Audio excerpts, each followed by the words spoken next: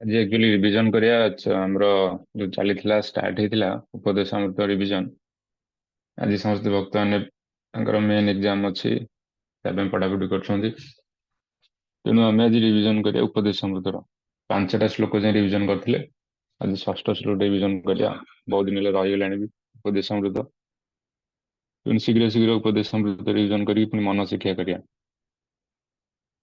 ତ ଉପଦେଶ ଅମୃତରେ ପୂର୍ବରୁ ଟିକେ ଟିକେ କଣ କରିଥିଲେ, ପୂର୍ବ ଶ୍ଲୋକରେ ଟିକେ ମନେ ପକେଇଦବା। ପ୍ରଥମ ଶ୍ଲୋକରେ ଥିଲା ବାଚ ବେଗମ୍ ମନସା କ୍ରୋଧ ବେଗମ୍ ଜିହ୍ବା ବେଗମ୍ ଉଦର ଉପସ୍ଥ ବେଗମ୍ ଏତାନ୍ ବେଗାଞ୍ଜ ବିଷୟତ ଧୀରା ସର୍ବାମ ବେଗମ୍ ପ୍ରସୀଦିତ ଶିଷ୍ୟା। କୋଉ ବେଗକୁ କଣ୍ଟ୍ରୋଲ କରିବାକୁ କହୁଛନ୍ତି? ବାଚ ବେଗ, ମନର ବେଗ, କ୍ରୋଧର ବେଗ, ଜିହ୍ବାର ବେଗ, ଉଦରର ବେଗ, ଉପସ୍ଥ ବେଗ। ଏତିକି ବେଗକୁ କଣ୍ଟ୍ରୋଲ କଲେ ଆମେ ଭକ୍ତିରେ ଅଗ୍ରସର ହେଇପାରିବା, ନହେଲେ ଏମାନେ ବାଧା ଦେବେ ଭକ୍ତିରେ। ଦ୍ୱିତୀୟ ଶ୍ଲୋକର ଅର୍ଥ କଣ? ଅତ୍ୟାହାର ପ୍ରୟାସସ୍ୟ ପ୍ରଜଳ୍ପ ନିୟମାଗ୍ରହ ଜନସଂଘର୍ଷ ଲୋଲସ୍ୟ ଷଡ଼ବିର୍ଭକ୍ତି ବିନଶ୍ୟତି। କୋଉ ଜିନିଷରେ ଆମର ଭକ୍ତିରେ ବିନାଶ କରେ? ଅତ୍ୟାହାର, ଅତ୍ୟଧିକ ଆହାର କରିବା, ମାନେ ପଞ୍ଚ ଜ୍ଞାନେନ୍ଦ୍ରିୟ ଦ୍ଵାରା ଯୋଉ ଆହାର କରାଯାଏ ପ୍ରତି କ୍ଷଣରେ। ପ୍ରୟାସସ୍ୟ, ଅତ୍ୟଧିକ ପ୍ରୟାସ କରିବା, ଜ୍ଞାନ କର୍ମ ଯୋଗ ଏଥିରେ ଯୋଉ ପ୍ରୟାସ କରାଯାଏ। ପ୍ରଜଳ୍ପ, ବିଭିନ୍ନ ଭକ୍ତିକୁ ଛାଡିକି ବିଭିନ୍ନ ପ୍ରକାର ଯୋଉ ବାର୍ତ୍ତାଳାପ। ନିୟମାଗ୍ରହ, ନିଜର ଅଧିକାରର ଉପରକୁ କିମ୍ବା ନିମ୍ନକୁ ସବୁବେଳେ ଚେଷ୍ଟା କରିବା ପାଇବାକୁ। ନିୟମ ଆଗ୍ରହ। ଜନସଂଘର୍ଷ, ଯୋଉମାନେ ଭକ୍ତ ନୁହଁ ଅଭକ୍ତ ତାଙ୍କର ସଙ୍ଗ କରିବା। ଲୌଲସ୍ୟ, ସେମାନେ ଚିତ୍ତର ଚଞ୍ଚଳତା। ଏଇ 6ଟା ହେଲା ଷଡ଼ବିର୍ଭକ୍ତି ବିନଶ୍ୟତି, ଭକ୍ତିରେ ବିନାଶ କରେ। ତାପରେ ତୃତୀୟ ଶ୍ଲୋକର କରିଥିଲେ, ତାର ଅର୍ଥଟା କଣ? ଉତ୍ସାହାତ୍ ନିଶ୍ଚୟ ଧୈର୍ଯ୍ୟ ତତ୍ତତ୍କର୍ମ ପ୍ରବର୍ତ୍ତନାତ୍ ସଙ୍ଗତ୍ୟାଗାତ୍ ଶତବୃତ୍ତି ଷଡ଼ବିର୍ଭକ୍ତି ପ୍ରସିଦ୍ଧ୍ୟତି। କଣ କଣ କଲେ ଭକ୍ତିରେ ବୃଦ୍ଧି ହୁଏ? ଉତ୍ସାହାତ୍, ସବୁବେଳେ ଉତ୍ସାହ ରହିବା। ଉତ୍ସାହାତ୍ ନିଶ୍ଚୟାତ୍ ଆଉ ଧୈର୍ଯ୍ୟାତ୍। ଉତ୍ସାହ, ନିଶ୍ଚୟ, ନିଶ୍ଚୟାତ୍ମକ ବୁଦ୍ଧି ଆଉ ଧୈର୍ଯ୍ୟ। ତତ୍ତତ୍ କର୍ମ ପ୍ରବର୍ତ୍ତନାତ୍, ମାନେ ଭକ୍ତିର ଅନୁକୂଳ ଯେତେ ସବୁ ବସ୍ତୁ ଅଛି 64 ପ୍ରକାର ଭକ୍ତି ରଙ୍ଗ ତାକୁ ପାଳନ କରିବା। ସଙ୍ଗ ତ୍ୟାଗାତ୍, ସଙ୍ଗ ତ୍ୟାଗାତ୍ ମାନେ ଯୋଉମାନେ ଆମର ମାୟାବାଦୀ, ଜ୍ୟୋତିଷ ସଙ୍ଗୀ ଯେତେ ସବୁ ଇଏ ରହିଲେ ତାଙ୍କର ସଙ୍ଗ ତ୍ୟାଗାତ୍। ସତ୍ବୃତ୍ତି, ସତ୍ବୃତ୍ତି ମାନେ ଭକ୍ତି ସମ୍ବନ୍ଧୀୟ ଯେତେ ସବୁ ବୃତ୍ତି, ଭକ୍ତମାନଙ୍କର ଯୋଉ ବୃତ୍ତି ତାକୁ ପାଳନ କରିବା। ଷଡ଼ବିର୍ଭକ୍ତି ପ୍ରସିଦ୍ଧ୍ୟତି, ଏତିକି ପାଳନ କରିବା ଆମର ଭକ୍ତି ବଢେ। ତାପରେ ଚତୁର୍ଥ ଶ୍ଲୋକ କଣ ପଢିଥିଲେ? ଦଦାତି ପ୍ରତିଗୃହ୍ଣାତି ଗୁହ୍ୟମ୍ ଆଖ୍ୟାତି ପୃଚ୍ଛତି ଭୁଙ୍କ୍ତେ ବୁଝୟତେ ଚୈବ ଷଡ଼ବିଧଂ ପ୍ରୀତି ଲକ୍ଷଣ। ବୈଷ୍ଣବମାନଙ୍କ ପ୍ରତି ପ୍ରୀତିର ଲକ୍ଷଣ କଣ କଣ ସବୁ ଅଛି, କେମିତି ସେଇଟା ପ୍ରୀତିର ଲକ୍ଷଣଟା କେମିତି ବଢେ ସେଇଟା କହୁଛନ୍ତି। ଦଦାତି ପ୍ରତିଗୃହ୍ଣାତି, ତାଙ୍କୁ କିଛି ଦବା, ତାଙ୍କଠୁ କିଛି ଗ୍ରହଣ କରିବା। ଗୁହ୍ୟମ୍ ଆଖ୍ୟାତି ପୃଚ୍ଛତି, ତାଙ୍କୁ କିଛି ଭଜନ ସମ୍ବନ୍ଧୀୟ ରହସ୍ୟ ପଚାରିବା, କହିବା, ତାଙ୍କଠୁ କିଛି ବୁଝିବା। ଭୁଙ୍କ୍ତେ ବୁଝୟତେ, ତାଙ୍କୁ କିଛି ପ୍ରସାଦ ଦବା, ତାଙ୍କଠୁ କିଛି ସେ ଯାହା ଦଉଛନ୍ତି ତାକୁ ଗ୍ରହଣ କରିବା। ଷଡ଼ବିଧଂ ପ୍ରୀତି ଲକ୍ଷଣ, ହେଲେ ଏଟା ପ୍ରୀତିର ଲକ୍ଷଣ, ପ୍ରୀତିଟା ଆସ୍ତେ ଆସ୍ତେ ବଢେ ଏସବୁ କ୍ରିୟା ଦ୍ୱାରା। ତାପରେ ପଞ୍ଚମ ଶ୍ଲୋକରେ କଣ ପଢିଥିଲେ? କୃଷ୍ଣେତି ଯସ୍ୟ ଗୀରିତଂ ମନସାନ୍ଦ୍ରିୟେ ଦୀକ୍ଷାସ୍ତି ଚେତ୍ ପ୍ରଣତି ବିଶ୍ଚ ଭଜନ୍ତିମ୍ ଈଶମ୍ ଶୁଶ୍ରୂଷୟା ଭଜନ ବିଜ୍ଞ ମନନ୍ୟ ମନ୍ୟ ନିନ୍ଦାଦି ଶୂନ୍ୟ ହୃଦୟମ୍ ঈପ୍ସିତ ସଙ୍ଗ ଲବ୍ଧା। ଏଠି ଆମେ କରିଥିଲେ ମାନେ 3 ପ୍ରକାର ବୈଷ୍ଣବଙ୍କର ମାନେ ଯୋଉ ଡିଭିଜନ ହେଇଛି, ମାନେ କନିଷ୍ଠ ବୈଷ୍ଣବ, ମଧ୍ୟମ ବୈଷ୍ଣବ, ଉତ୍ତମ ବୈଷ୍ଣବ, ତାଙ୍କୁ କେମିତି ଆମେ ଆଦର କରିବା। କନିଷ୍ଠ ବୈଷ୍ଣବ ଯେ ତାଙ୍କୁ କେମିତି ଆଦର କରିବା? ତାଙ୍କୁ ମନେ ମନେ ଆଦର କରିବା। ଯିଏ ମଧ୍ୟମ ବୈଷ୍ଣବ ତାଙ୍କୁ କେମିତି ଆଦର କରିବା? ତାଙ୍କୁ ପ୍ରଣାମ କରିବା ପ୍ଲସ୍ ମନେ ମନେ ଆଦର କରିବା, ଦିଟାକ। ଆଉ ଯିଏ ଭଜନ ବିଜ୍ଞ, ଅନନ୍ୟ ଭାବରେ ଭଜନ କରୁଛନ୍ତି, ଉତ୍ତମ ବୈଷ୍ଣବ, ତାଙ୍କୁ କେମିତି ସେବା କରିବା, ତାଙ୍କୁ କେମିତି ଆଦର କରିବା? ଶୁଶ୍ରୂଷୟା, ତାଙ୍କୁ ସେବା ଦ୍ୱାରା ତାଙ୍କୁ ଆଦର କରିବା। ତ 5ଟା ଶ୍ଲୋକ ସରିଯାଇଛି। ଆଜି 6th ଶ୍ଲୋକର ଅର୍ଥ କଣ ବୁଝିବା। ତାପରେ ଶୀଘ୍ର ଶୀଘ୍ର ସାରିକି ପୁଣି ମନ ଶିକ୍ଷା, କେତେବେଳେ କେତେବେଳେ ସମୟ ମିଳୁଛି, ସୁଯୋଗ ମିଳୁଛି, ସାରିଦେଇକି ମନ ଶିକ୍ଷା ପୁଣି ରିଭିଜନ କରିବା। ଷଷ୍ଠ ଶ୍ଲୋକରେ କଣ କହୁଛନ୍ତି? ଏଇଟା ବହୁତ ଇମ୍ପୋର୍ଟାଣ୍ଟ, ଗୋଟେ ବଢିଆ ଶ୍ଲୋକଟେ। ଏଇଟା ଧ୍ୟାନର ସହ ସମସ୍ତେ ବୁଝିବାକୁ ଚେଷ୍ଟା କରିବେ କଣ ତାର ଅର୍ଥଟା। ବହି ତ ଥିବ, ବହିରେ ବି ପଢିଲେ ଜାଣିପାରିବେ। ଆମର ଯୋଉ ଉପଦେଶ ଅମୃତ ବହି ଅଛି ଆମ ମଠର, ରୂପ ଗୋସ୍ୱାମୀ ବିରଚିତ ବହିଟା ସବୁ ମଗେଇ ଦିଏ ଯୋଉମାନଙ୍କ ପାଖରେ ନାହିଁ। ଦୁଷ୍ଟୈ ସ୍ୱଭାବ ଜନିତ ବପୁଷଶ୍ଚ ଦୋଷୈ ନ ପ୍ରାକୃତତ୍ୱମିହ ଭକ୍ତଜନସ୍ୟ ପଶ୍ୟେତ୍ ଗଙ୍ଗାମ୍ବସଂ ନ ଖଳୁ ବୁଦ୍ବୁଦ୍ ଫେନ ପଙ୍କେ ବ୍ରହ୍ମଦବତ୍ୱଂ ଅପଗଚ୍ଛତି ନିରଧର୍ମେ। ଏଠି କହୁଛନ୍ତି ମାନେ ଭକ୍ତ ମାନଙ୍କର କୋଉ କୋଉ ଗୋଟେ ଶାରୀରିକ ଗୋଟେ ଦୋଷ ଆମକୁ ଦେଖିବାକୁ ମିଳେ। ଭକ୍ତ ମାନଙ୍କର ଯୋଉମାନେ ଶୁଦ୍ଧ ଭକ୍ତ ତାଙ୍କର କିଛିଟା ଯୋଉ ଆମେ ଯୋଉ ଦେଖୁଛେ ଯୋଉ ଶରୀରଗତ ଦୋଷ ଆଉ ସ୍ୱଭାବଗତ ଦୋଷ ଏଇଟା ଦେଖିବା ଉଚିତ ନୁହଁ। ଆଉ ଏଇଟା ଉପଦେଶ କାହାକୁ ଦେଇଛନ୍ତି? ଏଇଟା ଆମ ମାନଙ୍କୁ ଆମ ଯୋଉ କନିଷ୍ଠ ବୈଷ୍ଣବ ସେମାନଙ୍କୁ ଉପଦେଶ ଦେଇଛନ୍ତି। ଆମ ପ୍ରାକୃତ ଆଖିରେ ଆମ ପ୍ରାକୃତ ମାନେ ବୁଦ୍ଧିରେ ଆମେ ତ ଦେଖିବା କଣ ଦେଖିବା ତାଙ୍କର ଶାରୀରିକ ଆଉ ତାଙ୍କର ସ୍ୱଭାବଗତ ଦୋଷ ହିଁ ଦେଖିବା।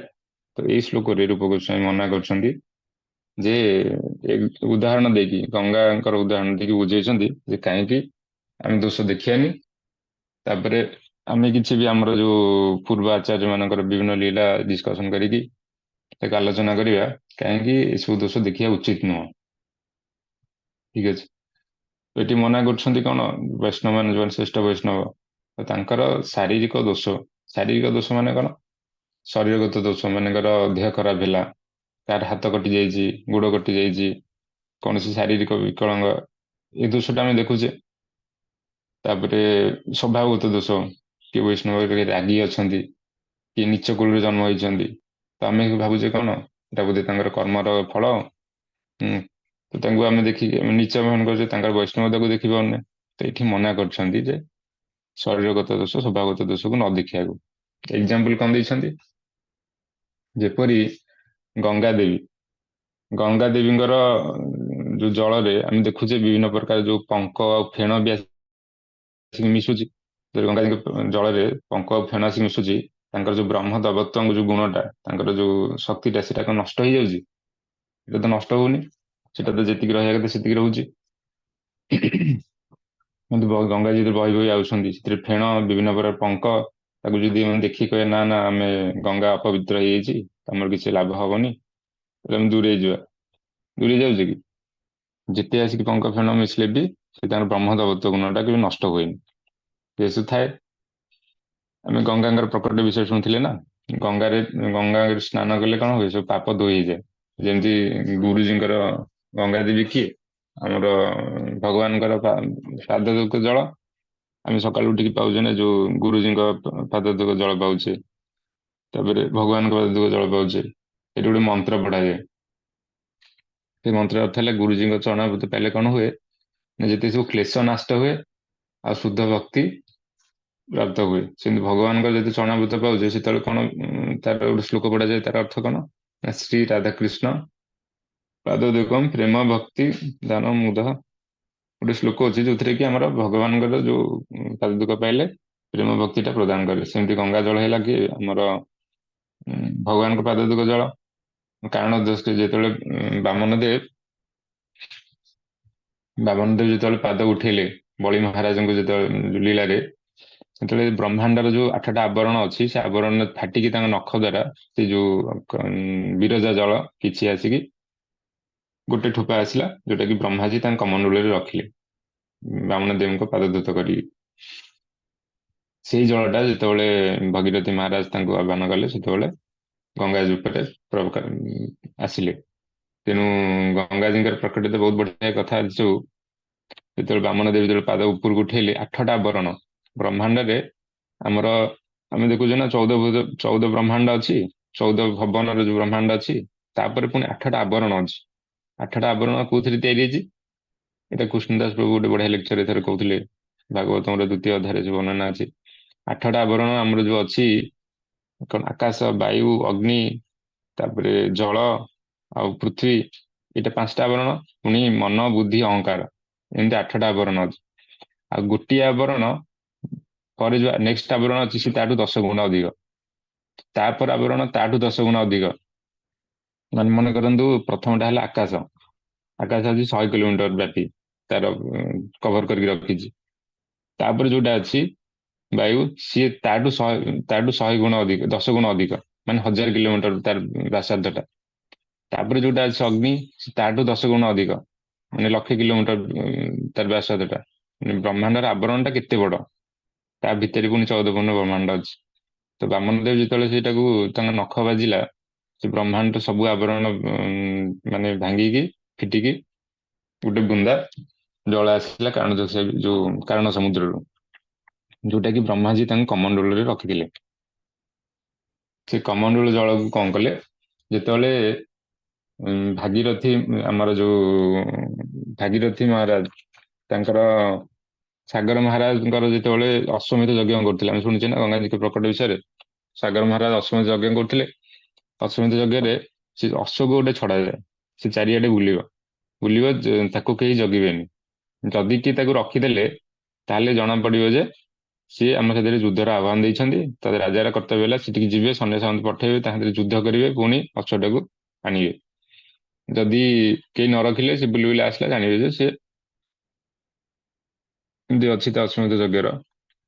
ତ ଇନ୍ଦ୍ର ସେଥିରେ ମାନେ 100ଟା ଅଶ୍ୱମେଧ ଯଜ୍ଞ କଲେ ଇନ୍ଦ୍ର ପଦବୀ ମିଳିଯାଏ। ତେଣୁ ଇନ୍ଦ୍ର ସେଥିରେ ଡରି ଯାଆନ୍ତି। ତ ସିଏ କଣ କଲେ, ସେ ଯୋଉ ଅଶ୍ୱକୁ ନେଇକି କଣ କଲେ ନା, ଆମର ଯୋଉ କପିଳ ମୁନି, କପିଳ ଦେବ ମୁନିଙ୍କ ଆଶ୍ରମରେ ଲୁଚେଇକି ରଖିଦେଲେ। କପିଳ ମୁନି ଜାଣିନାହାନ୍ତି। ତ ଯେତେବେଳେ ତାଙ୍କର ପୁତ୍ର ମାନେ, ଆମର ସାଗର ମହାରାଜଙ୍କ ପୁତ୍ର ମାନେ ଖୋଜି ଖୋଜି ଗଲେ ଅଶ୍ୱ କୋଉଠି ଅଛି, ଅଶ୍ୱ କୋଉଠି ଅଛି, ତାପରେ ଦେଖିଲେ ଯାଇକି ଯେ କପିଳ ମୁନିଙ୍କ ଆଶ୍ରମରେ ସେଟା ବନ୍ଧା ହେଇଛି। ସିଏ ତାଙ୍କର ଧ୍ୟାନରେ ବସିଛନ୍ତି। ତ ସିଏ କଣ କଲେ, ସେ ଭାବିଲେ ଯେ ଇଏ ହିଁ ସବୁ କରିଛନ୍ତି ଆଉ। ତ ତାଙ୍କ ତାଙ୍କ ପ୍ରତି ମାନେ ଖରାପ ଇଏ କଲେ। ତ କପିଳ ମୁନି କଣ ରାଗିକି ସମସ୍ତଙ୍କୁ ଧ୍ୱଂସ କରିଦେଲେ। ତାଙ୍କର 60,000 ପୁତ୍ରଙ୍କୁ ସମସ୍ତଙ୍କୁ ଧ୍ୱଂସ କରିଦେଲେ। ତାପରେ ତାଙ୍କର ନାତି ଯିଏ ଥିଲା, ସାଗର ମହାରାଜଙ୍କ ନାତି, ତାଙ୍କ ନାଁ ହେଲା ଅଂଶୁମାନ। ସିଏ ଖୋଜି ଖୋଜି ଯାଇକି ପହଞ୍ଚିଲେ। ସେ ପହଞ୍ଚିକି ତାଙ୍କୁ ପୁଣି ନିବେଦନ କଲେ, ପ୍ରାର୍ଥନା କଲେ କପିଳ ମୁନି କି। ତାର କପିଳ ମୁନି ସନ୍ତୁଷ୍ଟ ହେଲେ, ତାଙ୍କୁ ଅଶ୍ୱ ଫେରେଇ ଦେଲେ। ଅଶ୍ୱ ଫେରେଇ ଦେଲା ପରେ ସିଏ ସେଠି ରହିଲେ, ଠିଆ ହେଇକି ରହିଲେ। ସେ ଜାଣିଲେ ଯେ ଏତେ ସବୁ ତାଙ୍କ ଦାଦା ଇଏ ସିଏ ସବୁ ଥିଲେ, ଆମର ସାଗର ମହାରାଜଙ୍କ ନାତି ମାନେ, ସେମାନେ ସବୁ ତାଙ୍କର ପୁତ୍ର ମାନେ, କଣ ତାଙ୍କର ଦାଦା କି ବାପା କି ବାବା ସବୁ ହେଇଥିବେ। ତ ସିଏ ଯେତେବେଳେ ଇଏ ରହିଲେ, ସେ ଜାଣିପାରିଲେ ଇଏ କଣ ପାଇଁ ଅଛନ୍ତି। ତାପରେ ସିଏ କହିଲେ, ଗଙ୍ଗାଜୀଙ୍କ ଆହ୍ୱାନ କରିକି, ଗଙ୍ଗା ଜଳରେ ହିଁ ସେମାନଙ୍କର ମୁକ୍ତି ହବ। ତ ପୁଣି ଗଙ୍ଗାକୁ କେମିତି ଆହ୍ୱାନ କରିବେ, ଅଂଶୁମାନ ବହୁତ ଟ୍ରାଏ କଲେ, ସିଏ ପାରିଲେନି ଗଙ୍ଗାଙ୍କୁ ଧରା ପୃଷ୍ଠକୁ ଅବତରଣ କରିବାକୁ। ତାଙ୍କର ପୁଅ ଯିଏ ଥିଲେ, ଅଂଶୁମାନଙ୍କର ପୁଅ, ତାଙ୍କ ପୁଅ ନାଁ ଥିଲା ଦିଲ୍ଲୀପ। ଦିଲ୍ଲୀପ ମହାରାଜ, ସିଏ ବି ଟ୍ରାଏ କଲେ, ସିଏ ବି ହେଇପାରିଲାନି। ତାପରେ ଦିଲ୍ଲୀପ ମହାରାଜଙ୍କର ପୁଅ ଯିଏ, ସିଏ ହେଲେ ଭାଗୀରଥୀ। ସିଏ ତାପରେ ଗଙ୍ଗାଜୀକୁ ତପସ୍ୟା କଲେ, କଠୋର ତପସ୍ୟା କଲା ପରେ ସନ୍ତୁଷ୍ଟ ହେଲେ। ସନ୍ତୁଷ୍ଟ ହେଇକି ସେ ପୁଣି ଦିଟା ସର୍ତ୍ତ ରଖିଲେ।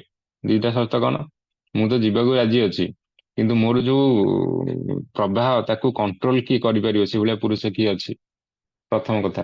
ଦ୍ଵିତୀୟ କଥା, ପାପୀ ମାନେ ମୋ ଜଳରେ ସବୁ ମାନେ ସ୍ନାନ କରିବେ, ତ ମୁଁ ସେ ପାପକୁ ରଖିବାକୁ ଚାହୁଁନି। ସେଇଟା କେମିତି ଯିବ? ତ ସେଠି ଭାଗୀରଥୀ ମହାରାଜ କହିଲେ ଯେ ଶିବଜୀ ଆପଣଙ୍କ ଜଳକୁ, ସେ ତରଙ୍ଗକୁ କଣ୍ଟ୍ରୋଲ କରିପାରିବେ, ତାର ପ୍ରବାହକୁ।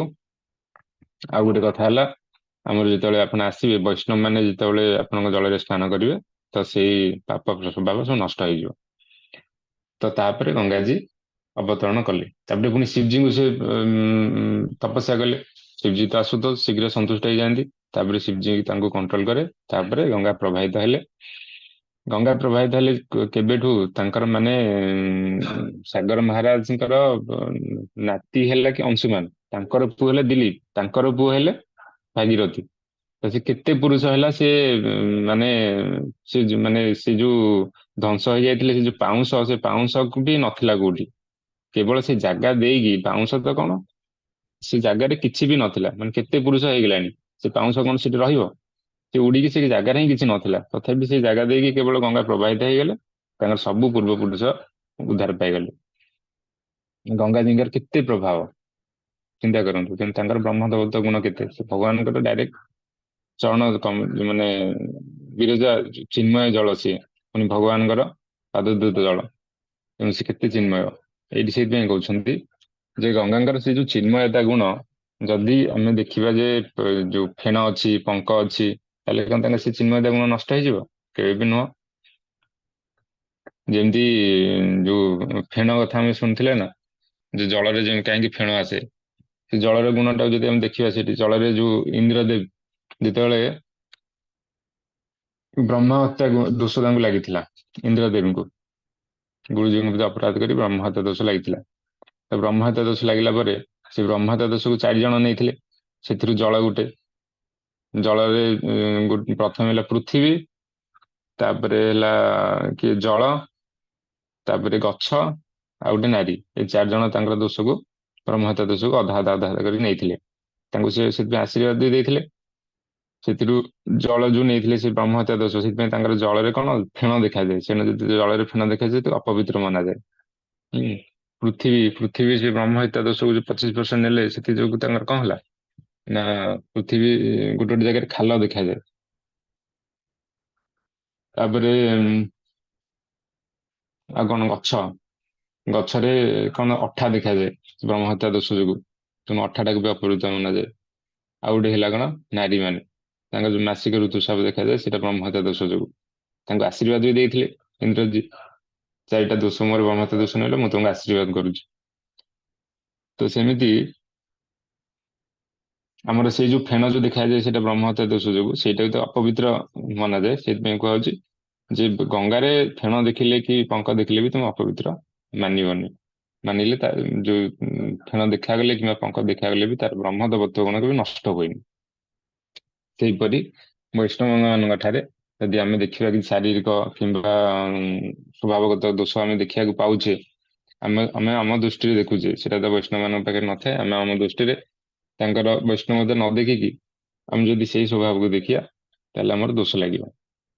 କେମିତି ଆମର ସବୁ ଉଦାହରଣ ଦେଇକି ଆମର ବିଭିନ୍ନ ପ୍ରକାର ଗୋଟେ ଗୋଟେ ଉଦାହରଣ ଦେଇକି ଆମେ ପୂର୍ବର ଯେତେ ସବୁ ଆଚାର୍ଯ୍ୟ ମାନଙ୍କର କଣ କଣ ସବୁ ଲୀଳା କରିଥିଲେ ସେ ସବୁ ଟିକେ ଟିକେ ମନେ ପକେଇବା। ହରିଦାସ ଠାକୁରଙ୍କ କଥା ଚୈତନ୍ୟ ଚରିତାମୃତରେ ବଢିଆ ସେ ବର୍ଣ୍ଣନା ଅଛି। ଆମେ ସବୁ ଶୁଣିଛେ ହରିଦାସ ଠାକୁରଙ୍କର କଣ ନିଚ କୂଳରେ ଜନ୍ମ ହେଇଥିଲା, ଜବନ କୂଳରେ। ଏଇଟା ତାଙ୍କର ସ୍ୱଭାବଗତ ଦୋଷ।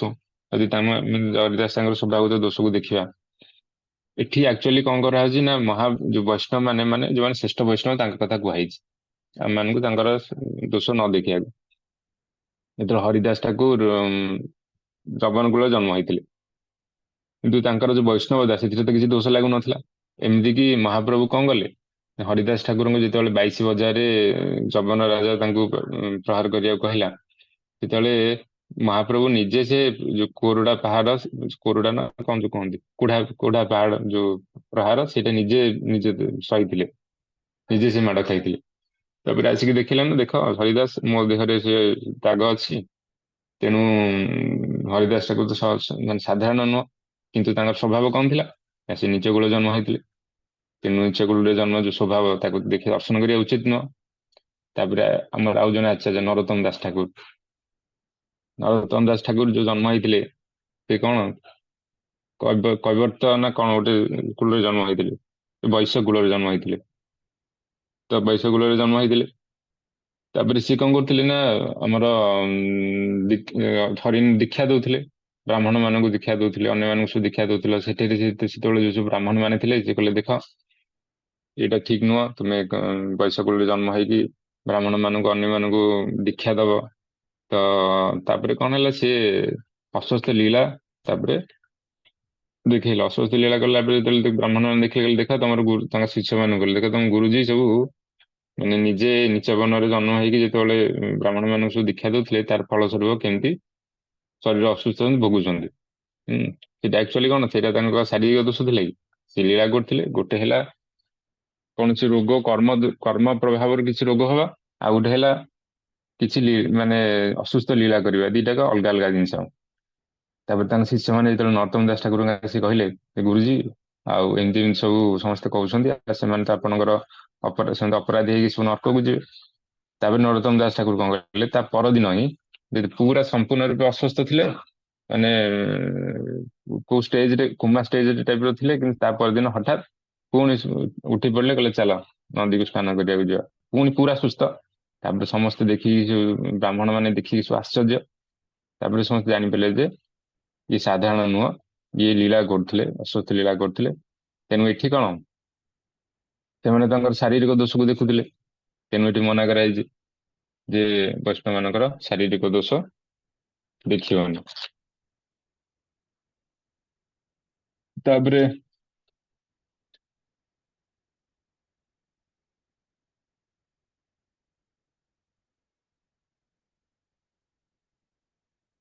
ଆହୁରି ଆହୁରି ବଢିଆ ବଢିଆ ସବୁ କଥା ଅଛି।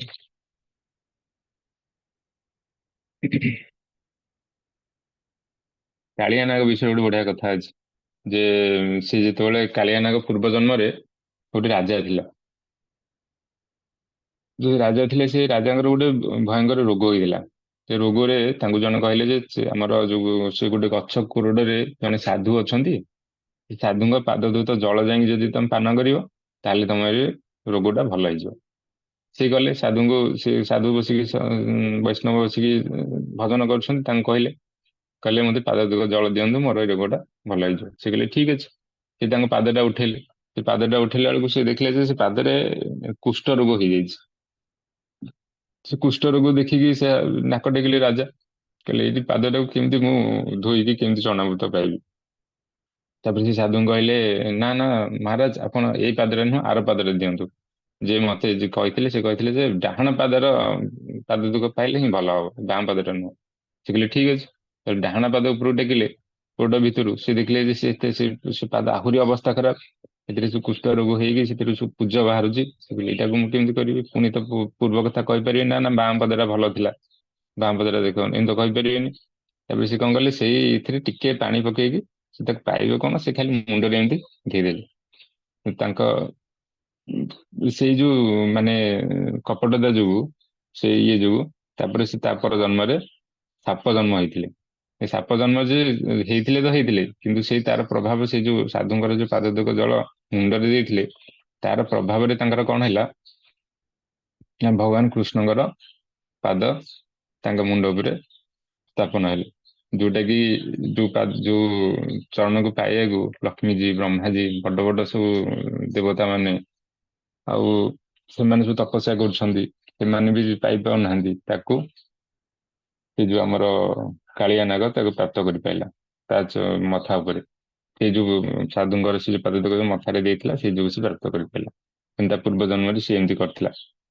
ଅଷ୍ଟବକ୍ର ଋଷି, ଅଷ୍ଟବକ୍ର ଋଷି ଯେତେବେଳେ ଜନକ ମହାରାଜଙ୍କ ଦରବାରକୁ ଆସିଥିଲେ, ତାଙ୍କ ଶରୀରକୁ ଦେଖିକି ସବୁ ଯେତେବେଳେ ତାଚ୍ଛଲ୍ୟ କଲେ, ସେତେବେଳେ କହିଥିଲେ ନା, କହିଲେ ତମେ ମାନେ କଣ ଚମଡା ବେପାରୀ ସମସ୍ତେ? ତମେ ସାଧୁର ଏଇ, ମୁଁ ଭାବିଛି ମୁଁ ସାଧୁ ସଭାକୁ ଆସିଥିଲି, କିନ୍ତୁ ଏଠି ସବୁ ଚମଡା ବେପାରୀଙ୍କ ସଭାକୁ ଆସିଥିଲି ମୁଁ ଜାଣିନଥିଲି। ସେ ସମସ୍ତେ କି ଶାରୀରିକ ଦୋଷକୁ ଦେଖୁଛନ୍ତି, କିଏ ତା ଭିତରେ କୋଉ ଗୁଣ ଅଛି ସେଟାକୁ ସେ ଦେଖୁନାହାନ୍ତି। ଅଘାସୁର, ଅଘାସୁର ପୂର୍ବ ଜନ୍ମରେ କଣ ଥିଲା, ଗୋଟେ ଗନ୍ଧର୍ବ ଥିଲା। ସେ ଅଷ୍ଟବକ୍ର ଋଷିଙ୍କର ସେଇ ଯୋଉ ଚାଲିକୁ ଦେଖିକି ସେ ଯେତେବେଳେ ସେ ତାଚ୍ଛଲ୍ୟ କଲା, ସେ କହିଲେ ତୁ ସାପ ହେଇଯା। ତାପରେ ସେ ଅଘାସୁର ହେଇଥିଲା।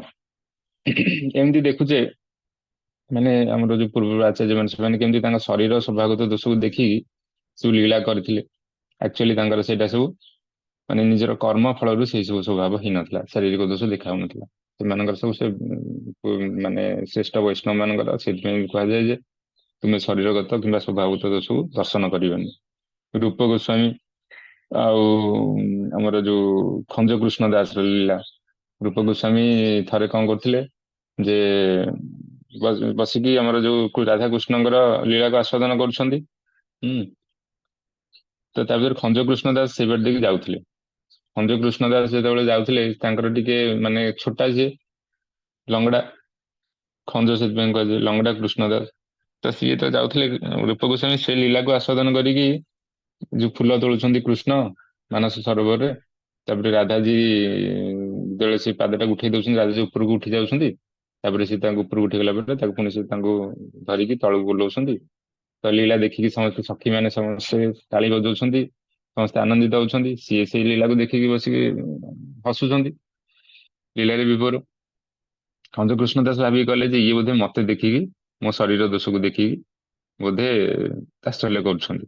ତ ସିଏ ସେଠି କଣ କଲେ, ମନରେ ମାନେ ମନରେ ଖରାପ ଭାବିଲେ, ମନ ତାଙ୍କର ଦୁଃଖୀ ହେଇଗଲା। ସେ ଯୋଗୁ କଣ କଲା ନା, ରୂପ ଗୋସ୍ୱାମୀଙ୍କ ଲୀଳା ଦର୍ଶନ ବି ବନ୍ଦ ହେଇଗଲା। ତାପରେ ସେ ସନାତନ ଗୋସ୍ୱାମୀଙ୍କୁ ପୁଣି ପରାମର୍ଶ କଲେ। ସନାତନ ଗୋସ୍ୱାମୀ ତାପରେ ପୁଣି କହିଲେ ତୁମେ ଭଣ୍ଡାରା କର, ଯିଏ ନ ଆସିବ ଜାଣିବ ଯେ ତାଙ୍କ ପ୍ରତି ଅପରାଧ ହେଇଛି। ତାପରେ ପୁଣି ସମସ୍ତଙ୍କୁ ଡକେଇଲେ ବ୍ରଜର, ସମସ୍ତେ ଆସିଲେ, ଖଞ୍ଜ କୃଷ୍ଣ ଦାସ ଆସିଲେନି। ତାପରେ ପୁଣି ତାଙ୍କ ପାଖକୁ ଗଲେ, ତାଙ୍କୁ କ୍ଷମା ମାଗିଲେ। ଖଞ୍ଜ କୃଷ୍ଣ ଦାସ ବି ସିଏ ଭାବିଲେ, ସିଏ ବି କହିଲେ ମୋର ଦୋଷ ହେଇଯାଇଛି।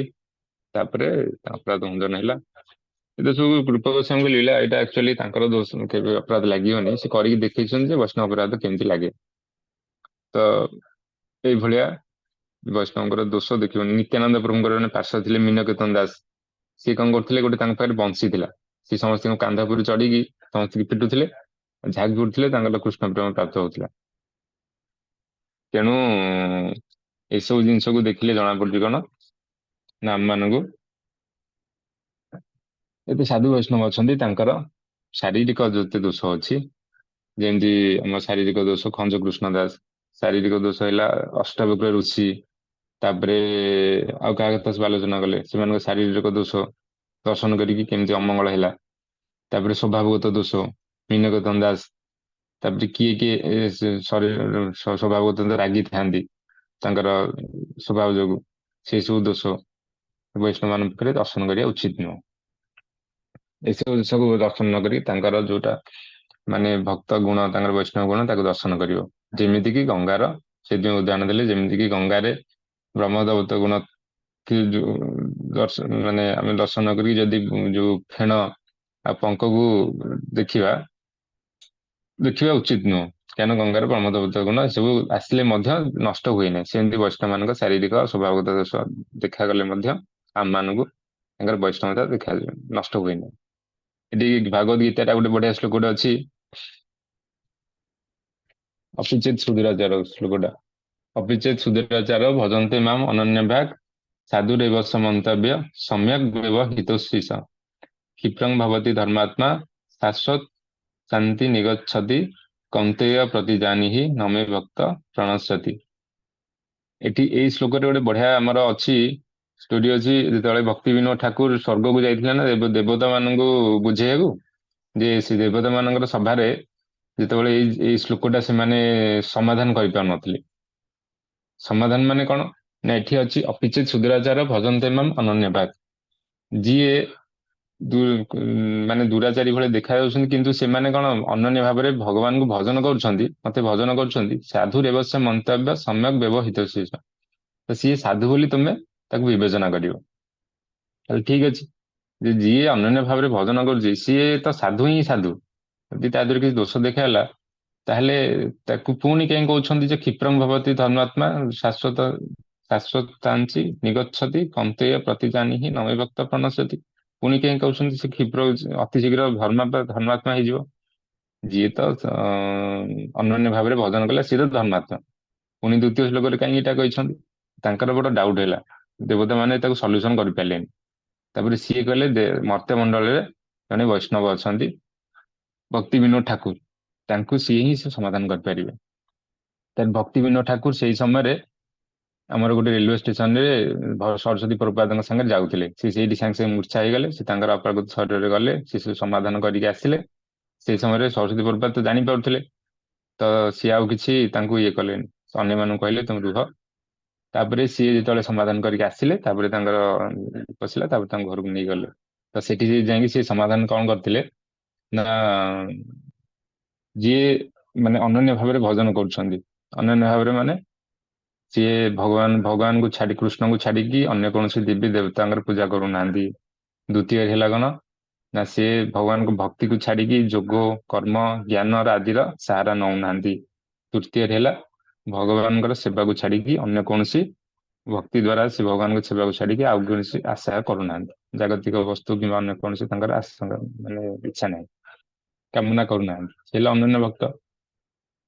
ଅନ୍ୟାନ୍ୟ ଭକ୍ତଙ୍କ ଠାରେ ଯଦି କିଛି ଆମେ ଦେଖିବାକୁ ପାଇଲେ, କୌଣସି ଦୋଷ ଦେଖିବାକୁ ପାଇଲେ, କୌଣସି ମାନେ ପୂର୍ବ ଜନ୍ମର ସଂସ୍କାର ଅନୁସାରେ କିମ୍ବା କୌଣସି ଆମ ଦ୍ଵାରା କିଛି ଦେଖାଗଲା, ସ୍ୱଭାବଗତ କି କୌଣସି ଶାରୀରିକ ଦୋଷ ଦେଖାଗଲେ, ତାହେଲେ ତାଙ୍କୁ ସାଧୁ ହିଁ ମାନିବ। ଭଗବାନ କହୁଛନ୍ତି ତାଙ୍କୁ ସାଧୁ ହିଁ ମାନିବ। ତାଙ୍କର ଯୋଉ ସାଧୁତା ଅଛି, ଅନ୍ୟାନ୍ୟ ଭାବରେ ଭଜନ କରୁଛନ୍ତି, ତାଙ୍କୁ ସାଧୁ ହିଁ ମାନିବ। ତାହେଲେ ଠିକ ଅଛି। ତାପରେ କ୍ଷିପ୍ରଂ ଭବତି ଧର୍ମାତ୍ମା, ଏଇ ଜିନିଷକୁ ଯେ ମାନିବ ଭଗବାନ ଆଦେଶ ଦେଲେ, ତ ଏଇ ଜିନିଷଟାକୁ ଯେ ମାନିଲା, ଯେମିତି ଆମର ଶ୍ରୀକ୍ଷେତ୍ର ଏଇ ଯୋଉ ଉପଦେଶାମୃତରେ କୁହାଗଲା ଯେ ତମର ବୈଷ୍ଣବଙ୍କର ଶାରୀରିକ ସ୍ୱଭାବଗତ ଦୋଷ ଦର୍ଶନ କରିବ ନାହିଁ। ଯେମିତି ଗଙ୍ଗାର ବ୍ରହ୍ମଦୈବତ ନଷ୍ଟ ହୁଏ ନାହିଁ, ସେତେବେଳେ ବି ସେଥିରେ କଣ ଫେଣ ଆଉ ପଙ୍କ ଦେଖାଯାଏ। ସେମିତି ସେ କହୁଛନ୍ତି ଯେ ଏଇ ଜିନିଷଟାକୁ ଯେ ମାନିବ, ସିଏ ଉପଦେଶକୁ ମାନିକି ସିଏ ସେ ଶୀଘ୍ର ସେ ଯୋଉ ଲୋକ ସିଏ ଧର୍ମାତ୍ମା ହେଇଯିବ।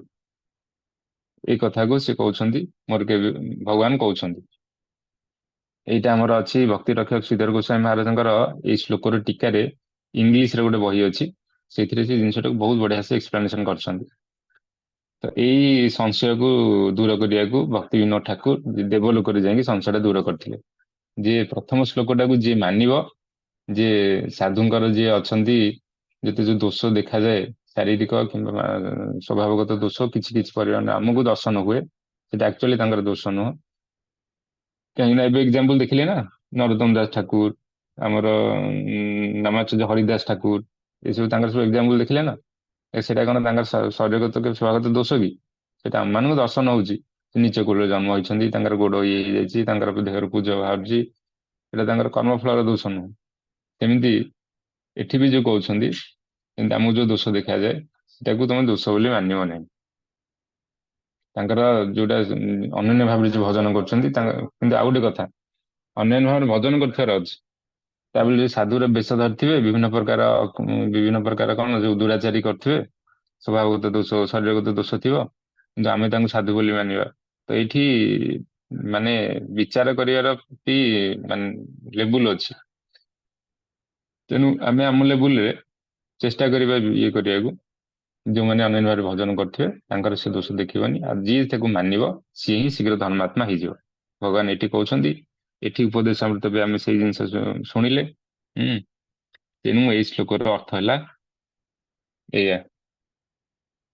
ଠିକ ଅଛି।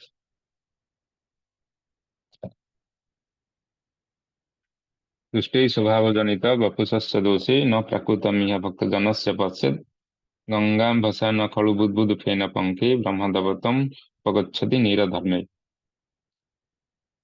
ତେଣୁ ଏଇ ଦିଟା ଦୋଷକୁ ଆମେ ମାନେ ଦର୍ଶନ ନ କରିବା, ଯେପରି ଗଙ୍ଗାର ବ୍ରହ୍ମଦୈତ ଗୁଣ ନଷ୍ଟ ହୁଏ ନାହିଁ ଯେତେବେଳେ ସେଥିରେ ଫେଣ କି ପଙ୍କ ଦେଖାଯାଏ। ସେପରି ଆମର ବୈଷ୍ଣବଙ୍କର ବୈଷ୍ଣବତା ନଷ୍ଟ ହୁଏ ନାହିଁ ଯେତେବେଳେ ତାଙ୍କର ଶାରୀରିକ କିମ୍ବା କୌଣସି ସ୍ୱଭାବଗତ ଦୋଷ ଦେଖାଯାଏ। ଏଇ ଜିନିଷକୁ ଆମେ, ରୂପ ଗୋସ୍ୱାମୀ ଆମକୁ ଉପଦେଶ ଅମୃତରେ ଉପଦେଶ ଦେଇଛନ୍ତି। ଆମେ ଯଦି ଆମେ ତାକୁ ଉପଦେଶକୁ ନ ଜାଣିବା, ନ ବୁଝିବା, ଆମେ ସେଇଟାକୁ ଦର୍ଶନ କରିବା। ଦର୍ଶନ କଲେ ଅପରାଧ ହବ, ଅପରାଧ କଲେ କଣ ହବ? ପୁଣି ତଳକୁ ଖସିବା। ତେଣୁ ତଳକୁ ଖସିବା ପୂର୍ବରୁ ଏଇସବୁ ଜିନିଷକୁ ଭଲ ଭାବରେ ଜାଣି ଯିବାର ଅଛି, ମନେ ରଖିବାର ଅଛି। ଯେ ବୈଷ୍ଣବଙ୍କର କୋଉ କୋଉ ଜିନିଷକୁ ଆମେ ଦେଖିବାନି। ଯୋଉମାନେ ଭଜନ କରୁଛନ୍ତି, ଅନନ୍ୟ ଭାବରେ ଭଜନ କରୁଛନ୍ତି, ଶ୍ରେଷ୍ଠ ବୈଷ୍ଣବ, এটা ଶ୍ରେଷ୍ଠ ବୈଷ୍ଣବଙ୍କର କୁହାଯାଇଛି। ଆମ ଭଳିଆ ଆମ କନିଷ୍ଠ ବୈଷ୍ଣବ ଆମ ମାନଙ୍କୁ ଉପଦେଶ ଦିଆଯାଇଛି, ତୁମେ ମାନେ ଏଇସବୁ ସ୍ୱଭାବକୁ ଦର୍ଶନ କରିବନି। କାହାର ନା ଯୋଉମାନେ ଅନନ୍ୟ ଭାବରେ ଭଜନ କରୁଛନ୍ତି, ଶ୍ରେଷ୍ଠ ବୈଷ୍ଣବ। ଠିକ ଅଛି। ନହେଲେ କଣ ହବ? ନହେଲେ ଆମ ମାନଙ୍କର ଅପରାଧ ହେଇକି ନିଚ ଗତି ହବ। ଯେମିତି ଆମେ ସବୁ ଏକ୍ଜାମ୍ପଲ ସବୁ ଗୋଟେ ଗୋଟେ ପଢିଲେ, ଆଚାର୍ଯ୍ୟ ମାନଙ୍କର, ପୂର୍ବ ବୈଷ୍ଣବ ମାନଙ୍କର ଏକ୍ଜାମ୍ପଲ ଯେମିତି ଗୋଟେ ଗୋଟେ ଶୁଣିଲେ, ସେମିତି ଆମ ମାନଙ୍କର ଅପରାଧ ହବ। ଠିକ ଅଛି। ଆଜି କ୍ଲାସ କରି ରଖିବା। ତାପରେ ପୁଣି ସପ୍ତମ ଶ୍ଲୋକ ଅଛି, ସ୍ୟାତ୍ କୃଷ୍ଣ ନାମ ଚରିତା ଆଦି ସୀତାପ୍ୟ ବିଦ୍ୟା। ଏଇ ଶ୍ଲୋକଟା ପୁଣି ଆଉ ଗୋଟେ ଯେତେବେଳେ ସୁଯୋଗ ମିଳିବ ଏଇ ଶ୍ଲୋକଟା ଅର୍ଥ ବୁଝିବା, ରିଭିଜନ କରିବା। ତାପରେ ଅଷ୍ଟମ ଶ୍ଲୋକଟା ସବୁଠୁ ଇମ୍ପୋର୍ଟାଣ୍ଟ, ତନ୍ନାମ ରୂପ ଚରିତା ଆଦି ସୁକୀର୍ତ୍ତନ ନାମ। ଠିକ ଅଛି। ଆଜି କ୍ଲାସ ଏଇଠି ରଖିବା।